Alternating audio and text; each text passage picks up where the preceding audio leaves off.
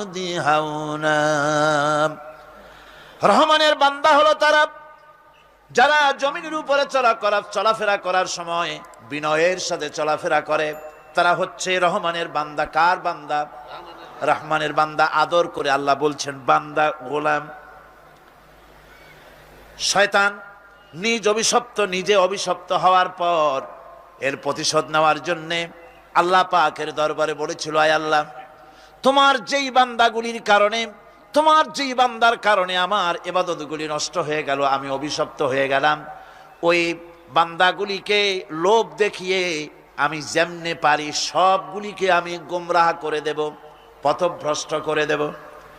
আল্লাহ পাকের জবাবে বললেন, ইন্না ইবাদি লাইসা লাকা আলাইহিম সুলতান ইল্লা মান ইত্তাবাকা মিনাল গাওয়িন।